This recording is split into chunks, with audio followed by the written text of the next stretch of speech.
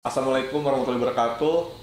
Hai semuanya, perkenalkan nama saya Muhammad Rif Andar Jatun dari jurusan Ilmu Komunikasi FISIP Untirta dengan nomor NIM 666222197 dan teman saya. Ya, perkenalkan semuanya, nama saya Fajar Ardianto dari jurusan Ilmu Komunikasi FISIP Untirta dengan NIM 666222188. Kami di sini bertujuan untuk memenuhi tugas mata kuliah komunikasi antar pribadi dengan dosen pengampu Pak Burhanuddin SE MSI. Nah, di sini kami akan mewawancara sepasang suami istri yang sudah memiliki hubungan selama 2 tahun. Dan saya juga bakal ngejelasin sedikit tentang apa sih hubungan pernikahan itu. Boleh jelaskan nanti ya teman saya? Ya, dalam hubungan pernikahan, pasangan biasanya berupaya membangun fondasi yang kokoh melalui komunikasi yang baik, kepercayaan, pengertian, dan keterlibatan aktif dalam kehidupan satu sama lain. Pernikahan dapat membawa kebahagiaan dan dukungan emosional, sambil juga melibatkan penyesuaian, kompromi, serta kerjasama dalam menghadapi tantangan hidup bersama. Nah, hubungan pernikahan itu seperti ikatan sah antara dua individu yang bersedia untuk berbagi kehidupan, tanggung jawab, dan pengalaman bersama. Pernikahan itu bukan hanya mengenal romantika, tetapi juga melibatkan komitmen, saling pengertian, dan kerjasama. Lalu langsung kita lihat saja gimana wawancaranya dengan narasumber kita. Saksikan. Gue ketemu sama dia tuh ya, ketemunya dari teman ke teman. Nah, jadi ada di suatu tempat, kayak tempat makan nongkrong lah gitu. Nah, awalnya mah emang cuma nongkrong, cuman kayak marga. Gue kenalin ya sama ini, orangnya asik. Nah, udah ke situ ya ngobrol, emang asik orangnya, lucu, ceria gitu. Asik lah, cocok gitu. Jadi awal pertemuan kita berdua itu tadinya lewat perantara teman. Nah, kesan pertama ketemu sama dia itu dia cukup dewasa. Jadi dari situ saya mulai tertarik sama dia. Awalnya emang nggak ada ekspektasinya ya, soalnya kan niatnya emang nongkrong, main gitu. Kalau buat alasannya juga nggak ada sih ya, berjalan aja ini mah. Pasti seperti itu. Nggak berharap apa-apa sih, karena kan awal kenal ya, masa harus berharap apa-apa. Jadi pas pertama sih ya pengen temenan aja gitu, tapi lama-kelamaan ya mulai tertarik aja.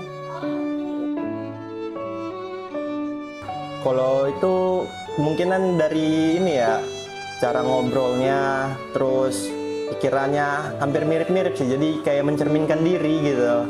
Biasanya kan orang berjodoh begitu ya. Nah, Soalnya saya merasa kayak cocok aja gitu sama dia, terus cocok, terus mulai tertarik ya lama-kelamaan kecocokannya makin banyak. kalau dari itu kemungkinan dari ini ya, kayak tingkah lakunya gitu, terus cara ngobrolnya, ya gitu deh. Yang paling saya hargain dia tuh kalau ngebahas apa-apa cukup dewasa, terus pembawaannya kayak lebih gagah dan cukup menarik untuk dibahas. Pertama lebih nanyain ya masalahnya apa, terus diobrolin kenapa masalahnya bisa ada, terus ya lebih diobrolin aja sih. Intinya kuncinya ngomong aja, terbuka. Kalau diem-diem mulu mah. Kalau saya pada saat ada konflik, kita tuh nyari inti permasalahannya dulu, habis itu kita selesaikan secara baik-baik masalahnya. Kalau kan ini kan berarti ngomongin berjalannya cerita dari ketemu ya, orangnya asik sih, ceria gitu. Terus nggak muluk-muluk, kan biasanya kalau cewek nanyain mau makan apa terserah, kalau dia mah langsung to the point. Asik lah orangnya ya. Yang paling saya suka itu dia cukup dewasa dan selalu bekerja keras. Kalau itu kemungkinan dari awal ya, cuman emang nggak terlalu dipikirin sih. Dia yang namanya cewek ya suka membesarkan masalah kecil gitu, kayak masalah ngejemput telat 5 menit marah gitu ya, marah-marah gitu, membesarkan masalah gitu. Paling ada beberapa perbedaan pendapat dan kadang kebiasaan dia yang ngebuat saya nggak nyaman. Kalau untuk itu sekitar 2 tahunan ya. Ini lupa ya, cuman kayaknya 2020 akhir atau enggak 2021 awal kita ketemu. Nah, seiring berjalannya waktu, kayaknya ini cocok nih buat calon istri. Ya alhamdulillah sampai sekarang. Kalau dari sisi saya, saat dia menyatakan perasaan dan mempersunting saya. Hal apa yang itu kemungkinan dari sifatnya ya, lebih ke sifatnya lagi, kayak dia kan kerja, walaupun cewek walaupun cewek dia kerja keras gitu, sama sifat keibuannya yang muncul gitu. Sama saya kenal dia itu orangnya bertanggung jawab. Jadi pas dia ngelamar saya setuju-setuju aja. Yang pasti masih ya, dan juga gue berdoa semoga gue sama istri gue akan tetap sama dari awal bertemu sampai akhir wafat. Ya pasti masih sama sih, apalagi sekarang perasaannya makin dalam.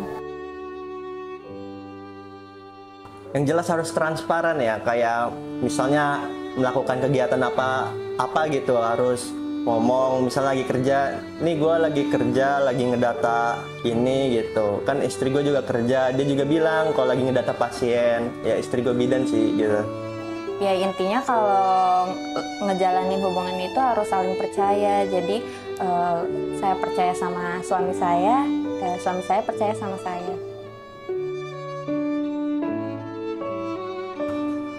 Yang pasti harus terbuka juga, nggak egois. Misalnya kemungkinan pasti ada egois sedikit, cuman kita harus ngarahin gitu, ini nggak baik gitu sih. Jadi keharmonisan kita itu tercipta dari komunikasi yang baik, saling menyayangi, terus saling perhatian juga. Gitu. Yang pasti agak krusial ya kalau untuk komitmen ini. Cuman kita juga agak kebantu untuk melanjutkan hidup bersama ini, karena komitmen adalah janji yang telah kita sepakati dari awal ketemu sampai akad nikah. Menurut saya komitmen jangka panjang itu sangat diperlukan sih, soalnya itu untuk gambaran di masa depan biar tidak ada hal-hal yang tidak diinginkan.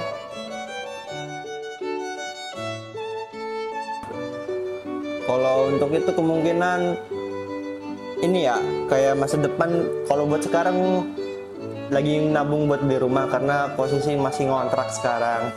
Terus juga kita agak memperbaiki ekonomi masing-masing dan ngebantu orang tua masing-masing dengan mengirim duit walaupun tidak banyak.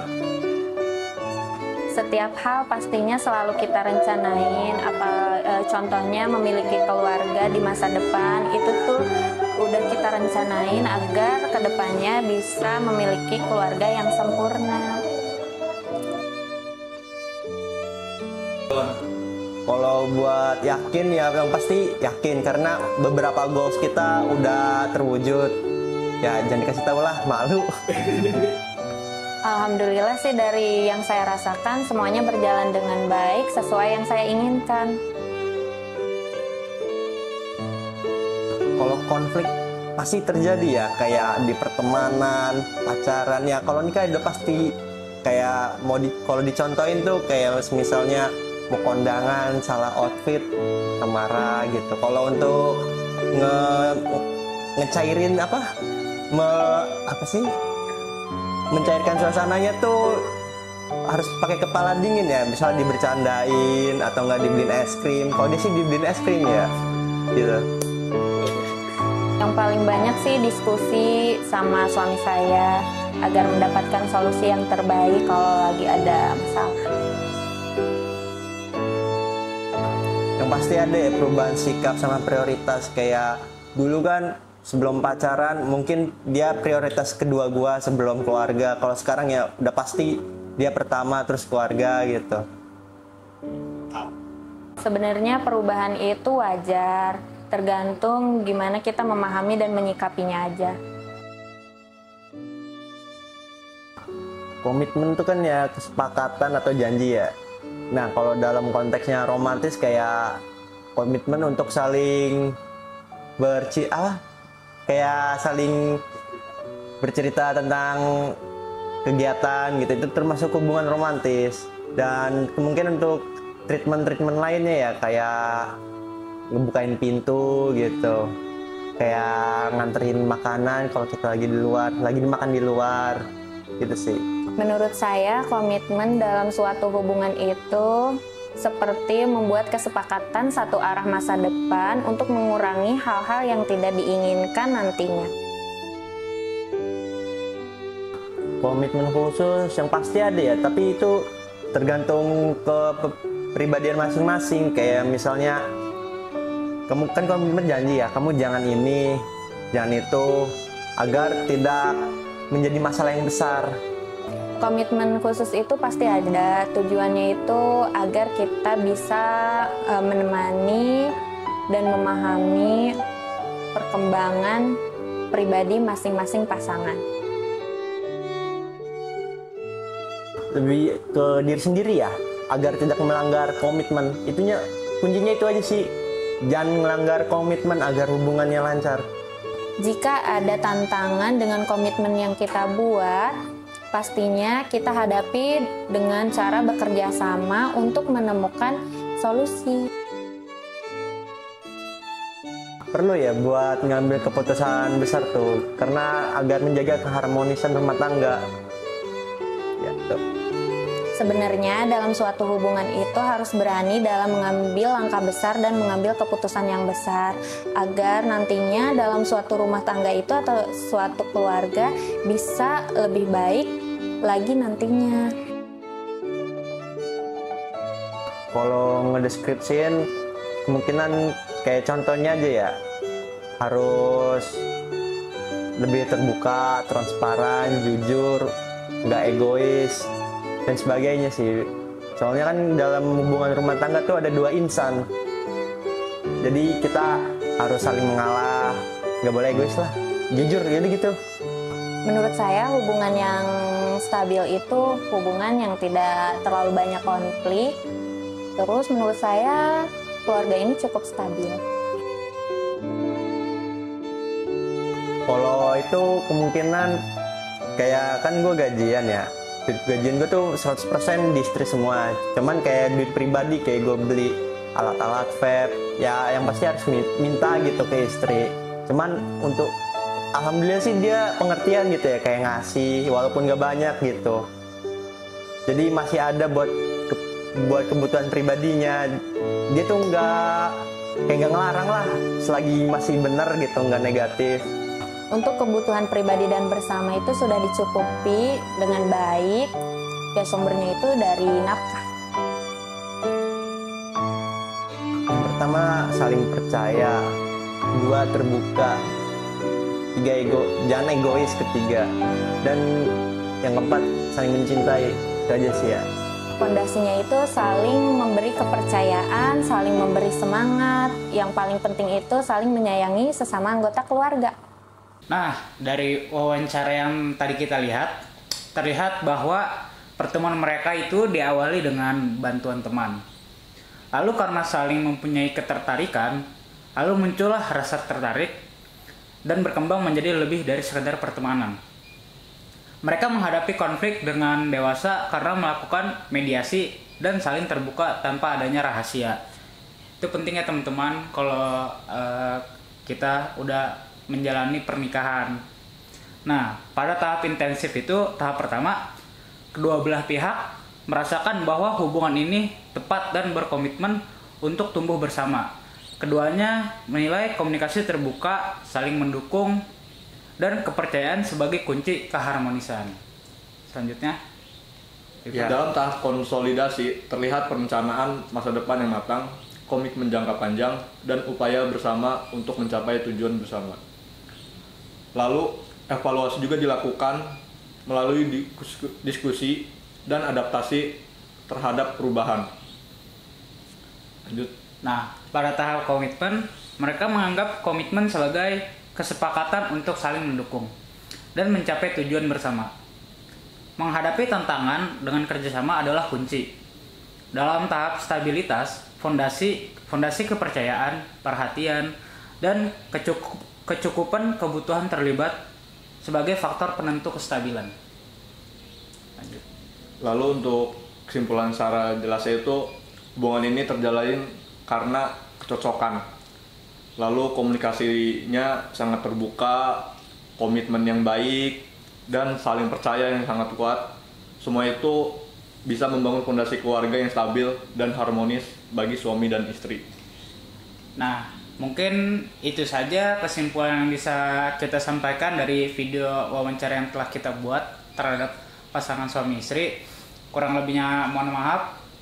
Wassalamualaikum warahmatullahi wabarakatuh. Terima kasih sudah menonton.